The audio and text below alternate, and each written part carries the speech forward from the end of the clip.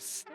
Huh? Yeah, hey, come on, get inside, quick, the show just started. Show? No. What does it cost? Who cares? It'll make reality less painful. Great.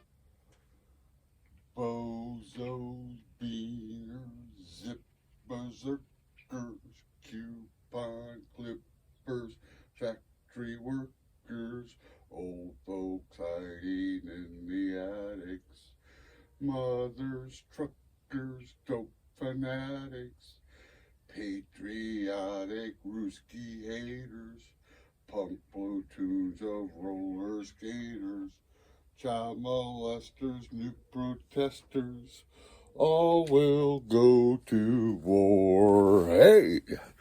Oh, well, hello there. Are you ready for it? Huh? Are you ready to sacrifice everything for the cause? Because? Are you really? You're all smiling now, but will you be smiling, say, 6 months from now?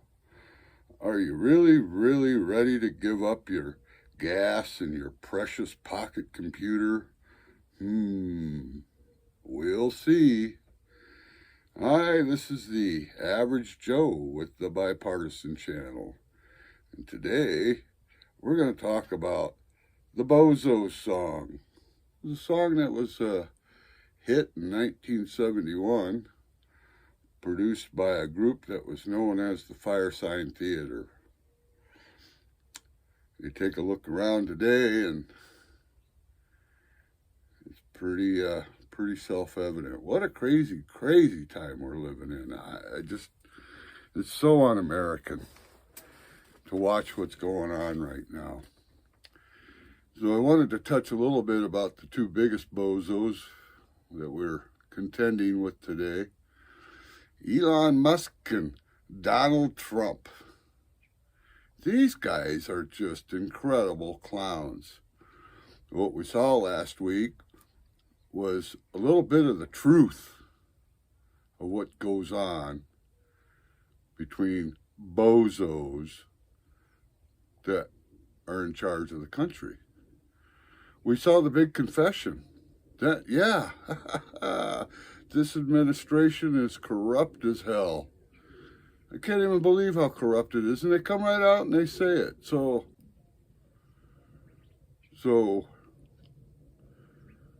we got Elon Musk. You know, there's no honor amongst thieves. We all know that. And basically, this big bodacious bill that's been presented to the people to accept is nothing but a lie. And I think that was pretty well proven in the little childish spat that we had between Elon Musk and Donald Trump last week. And they both pretty much admitted they're ripping the American people off. They both pretty much said straight up, we're going to steal a bunch of money from the American people. Thing of it is this has been going on for 45 years now. These tax cuts are nothing but a rip-off to the American public. And all you have to do is just look at the deficit. Look at the debt that we're in. That's because we've had a lot of people like Elon Musk and Donald Trump, probably the two biggest welfare queens this country has ever seen, at the helm.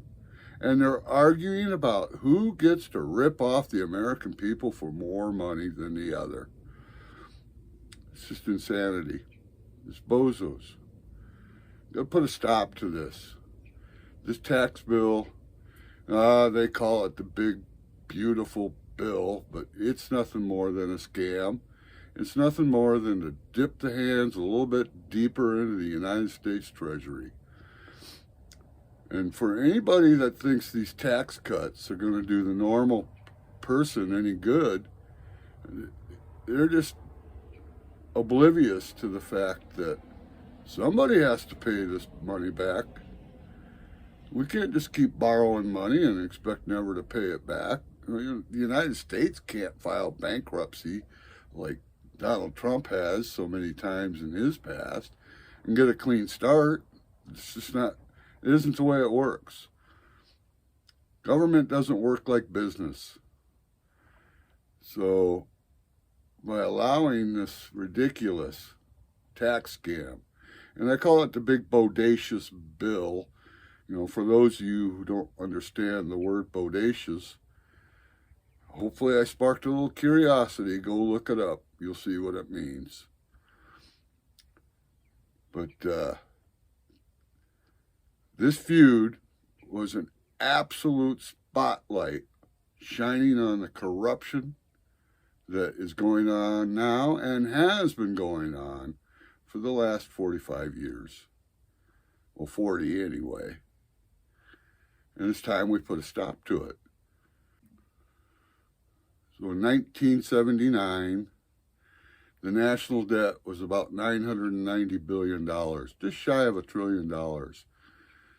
And now we're looking at 40 years later, and it's $36 trillion, and the ticker goes up so fast nobody can keep track of it anymore. And when did the tax cuts start? Oh, yeah, 1983, 1984.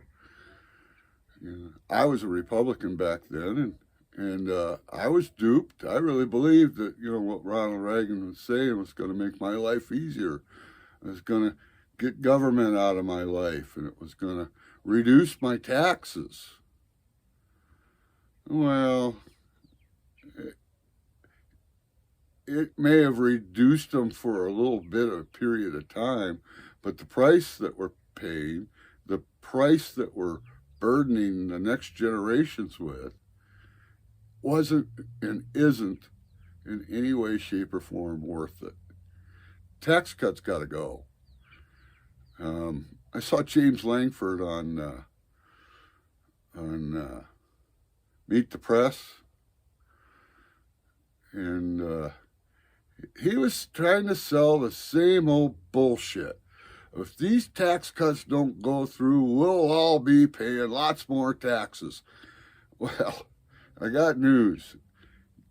The average guy, the guy that makes, less than $200,000 a year, that tax cut is not going to do anything for you because of what they're taking away from you to pay for that tax cut. Who that tax cut's going to make filthy rich are the billionaires. And by the way, you don't become a billionaire unless you're cheating. You're cheating on your taxes. You're cheating here and there. If anything over this last week that you didn't wake up and see, and by the way, I watched a lot of YouTubers, news people, political pundits talk about this little feud between the two schoolgirls that are fighting over power right now.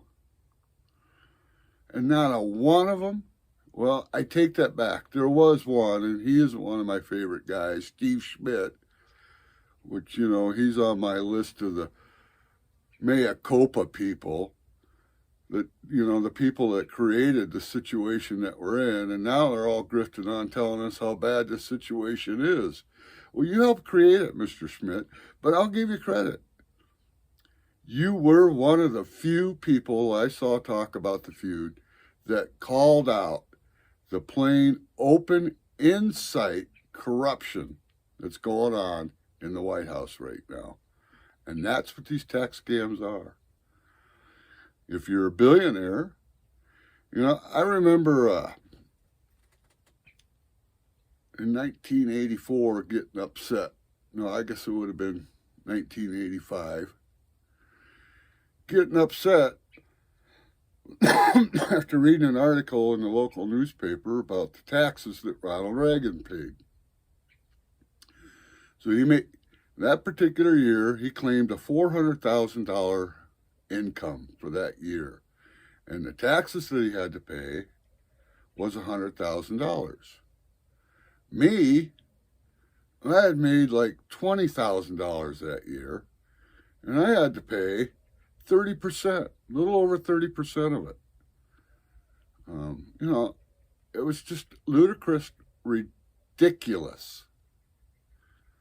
And I thought to myself, if I made $400,000 a year, I would gladly pay 25% to the country that made it possible for me to make that $400,000 a year. But I can't see a guy like me who only made $20,000 having to pay 30+% in my taxes. And then, you know, income taxes is just the beginning of it. I had an old guy explain it to me like this. He says, okay, so you walk away with $1 that you earned in wage. Right off the bat, 30% of that goes to your income tax, Social Security, Medicare, you know, those things that are relatively important in your life. He says, so now you got 70 cents left on that dollar. Well, go buy a gallon of gasoline. You know, each gallon of gas has 18 cents per gallon of federal taxes. So now you're looking at, on that dollar, you're walking away with 50 cents. Now go buy necessities. Go buy, you know, shampoo. Go buy cleaning products for your house. Go buy some furniture for your house. And you're saddled with another 5%. So basically, when you're walking away, you're still walking away with like 45 cents on the dollar. The rest of that went to taxes. Now, if you're a billionaire, you know, you get to save a whole bunch of taxes, which you can roll into making more money. And you just become more and more of a billionaire, more powerful, because money is power. And it's anything but we're all created equal, because in this United States, we're not all created equal. And that gap between who we think should get the benefits of our society and those who don't get the benefits of our society grows each and every year. How about we open the doors and embrace the 21st century, use common sense, and do it right.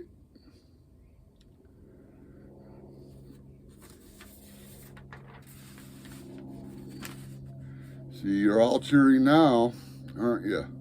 But I wonder if that smile on your face isn't really a Cheshire smile, huh?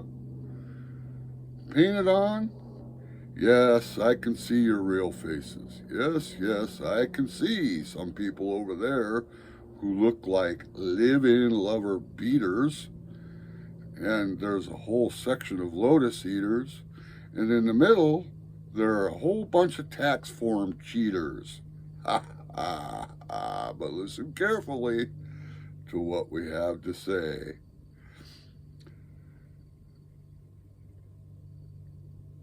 Bozos, beaners, zips, berserkers, heroes, zeros, closet jerkers. We're all bozos on this bus. The president is driving us. No one of us will make a fuss. This bus is off to war. With that, I implore people to reject the big, audacious bill. Thank you for your time. I look forward to doing another video. Kind of suffering through the allergy season right now, but the weather will get better. And hopefully, we'll get a grip on this government again. You know, another thing this big, audacious bill does is it gives our government even more power. And we'll talk about that in another upcoming video.